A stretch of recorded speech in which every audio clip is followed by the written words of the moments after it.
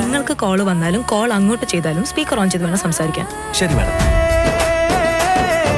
എന്നെ ഉപദേശിക്കാൻ ഞാൻ ഒരാൾക്ക് മാത്രമേ അനുവാദം കൊടുത്തിട്ടുള്ളൂ. സുധന്റെ ഉപദേശം കേട്ടപ്പോ ഞാൻ അയാളെ അങ്ങ് ഓർത്തുപോയി. ഹർഷയല്ലേ? നിന്നെ ജയിലിൽ നിന്ന് ഇറക്കാൻ വേണ്ടി മക്കളെ പ്രലോഭിപ്പിക്കാൻ ഒരിക്കൽ ഹർഷ എന്നെ ഇങ്ങോട്ട് അയച്ചിരുന്നു. ദേ, പക്ഷെ ഇപ്പൊ ഞാൻ വന്നത് അതിനൊന്നുമല്ല. ആ, എന്തായാലും നീ വന്നത് എനിക്കൊരു ആശ്വാസമായിട്ട് തോന്നുക. നീ ഇടയ്ക്ക് ഇനിയും വരണം. ആ, അമ്മ ചായ. നിന്റെ അച്ഛനാദ്യം കൊടുക്ക്. അമ്മയ്ക്കെടുത്ത് ആദ്യം കൊടുക്ക്, എന്നിട്ട് മതി. എടുത്ത് കൊടുക്ക്. എടുക്കമ്മേ.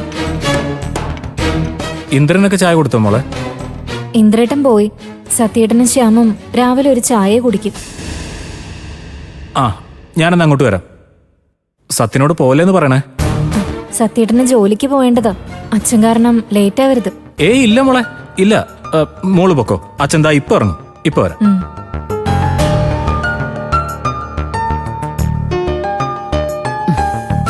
നീ ഇരിക്കെ.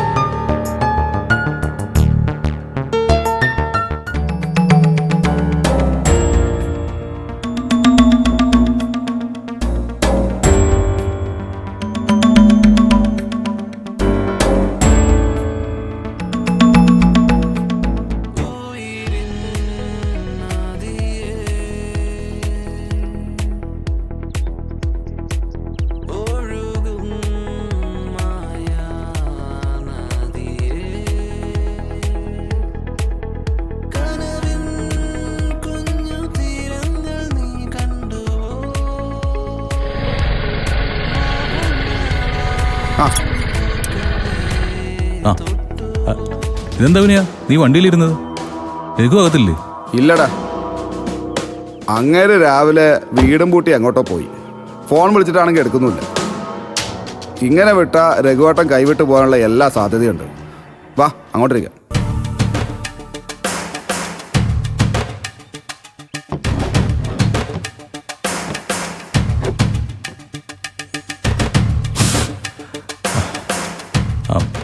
എന്താ വിനയ പ്രശ്നം? നീ രഘുവായിട്ട് എന്തോ സീരിയസ് ആയിട്ട് സംസാരിക്കണമെന്ന് പറഞ്ഞുകൊണ്ടാണ് ഞാൻ വന്നത്. നമ്മളിങ്ങോട്ട് വരുന്നുണ്ടെന്ന് രഘുവിന് അറിയത്തില്ലായിരുന്നോ? അറിയിച്ച രഘുവേട്ടൻ നിന്ന് തരുമോ? അതുകൊണ്ട് പുള്ളി അറിയാതെ വന്ന് ലോക്ക് ചെയ്യാനായിരുന്നു എൻ്റെ പ്ലാൻ. അല്ല, എനിക്ക് നീ പറയുന്നൊന്നും മനസ്സിലാവുന്നില്ല വിനയ. രഘുവും നമ്മൾ തമ്മിൽ അങ്ങനെ പ്രശ്നമൊന്നുമില്ലല്ലോ. ഞാൻ വിചാരിച്ചത് പഞ്ചരത്നത്തിൽ എന്തോ ഒരു വിഷയം സംസാരിക്കാൻ നീ രഘുവായിട്ട് ആലോചിച്ച് എന്നെ വിളിച്ചതാണെന്നാ. അല്ലടാ, വിഷയം പഞ്ചരത്നവുമായി ബന്ധപ്പെട്ടത് തന്നെയാ.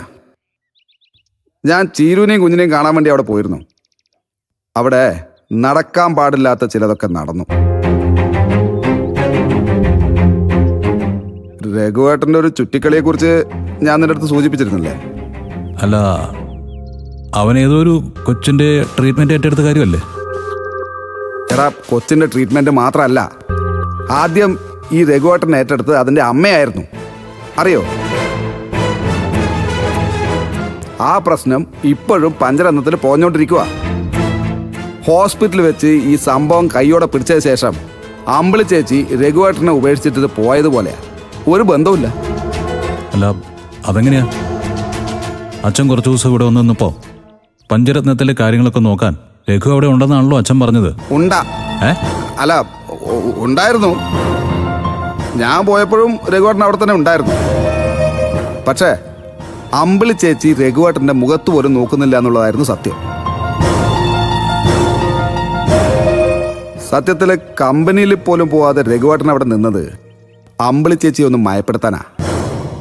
ഒടുവിൽ ഞാൻ അവിടെ ഉള്ളപ്പോൾ എൻ്റെ കൂടെ ഹാളിൽ കിടന്ന രഘുവേട്ടൻ ആരും അറിയാതെ അമ്പിളി ചേച്ചിയുടെ മുറിയിലേക്ക് പോയി.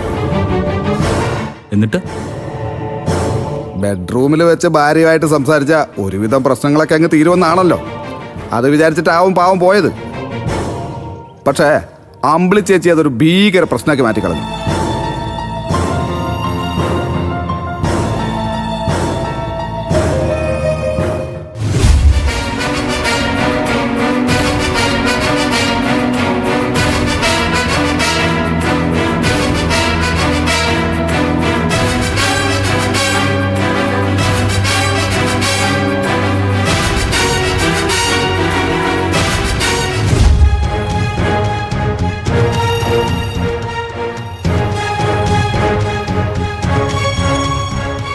ശേ, അമ്പിളിയാ ചെയ്ത് എന്തായാലും മോശമായിപ്പോയി. രഘു ആകെ നാണം കിട്ടി കാണുമല്ലോ. നാണക്കേട് മാത്രമാണോ? അത് വല്ലാത്തൊരു വിഷമല്ലേ. അങ്ങനെ അപ്പം തന്നെ അവിടെ നിന്ന് ഇറങ്ങി പോകാൻ നോക്കിയതാ. പിന്നെ ഞാനും കൂടി ഇടപെട്ടാ സമാധാനിപ്പിച്ചത്. അപ്പം വിട്ടിരുന്നെങ്കിൽ അങ്ങനെ എവിടെയെങ്കിലും പോയി ജീവൻ ഒടുക്കിയെന്നെ. പിന്നെ അവൻ ഇങ്ങോട്ടേക്ക് മാറിക്കോളാന്ന് പറഞ്ഞപ്പോഴാണ് ഒരു സമാധാനമായത്. ഇത് വലിയ പ്രശ്നമാണല്ലോ വിനയ. നമുക്കിത് എങ്ങനെയെങ്കിലും ഒന്ന് പറഞ്ഞു തീർക്കണമല്ലോ. തീർക്കണം. അതാ ഞാൻ നിന്നോട് വരാൻ പറഞ്ഞത്. അപ്പോഴേക്കും അങ്ങനെ മുങ്ങിയില്ലേ? ഞാനൊന്ന് വിളിച്ചു നോക്കിയാലോ? ശരി, വിളിച്ചു നോക്കും. ഞാൻ വിളിച്ചാൽ അങ്ങനെ എടുക്കണമെന്നൊന്നുമില്ല. ഞാൻ വിളിക്കാം.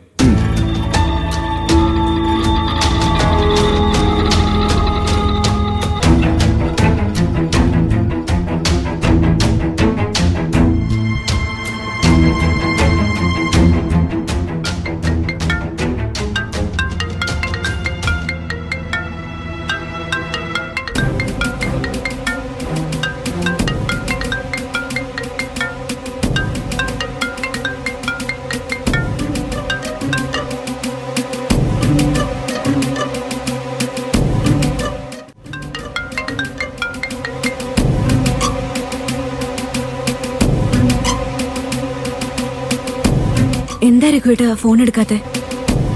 നേരത്തെയും വിളിച്ചല്ലോ. വീട്ടിൽ നിന്നാണോ? അല്ല, അത് വേറെ കോളാ. ഇപ്പോഴെടുത്താ ശരിയാവില്ല.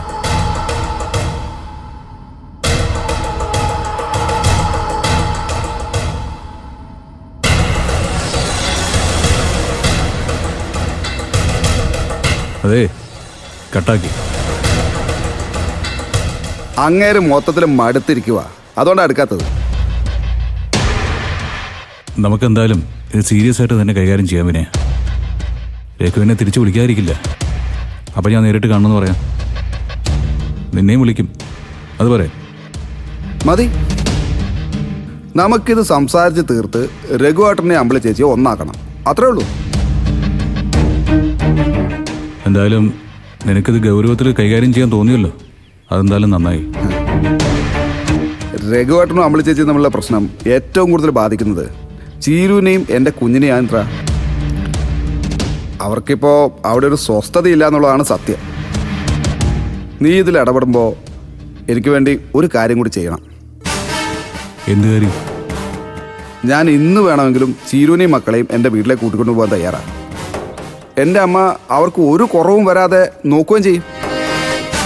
പക്ഷേ ഈ നാട്ടു നടപ്പനുസരിച്ച് പ്രസവിച്ച പെണ്ണും കുഞ്ഞും ആദ്യത്തെ കുറച്ച് ദിവസമെങ്കിലും സ്വന്തം വീട്ടിൽ കഴിയണമെന്നാണല്ലോ.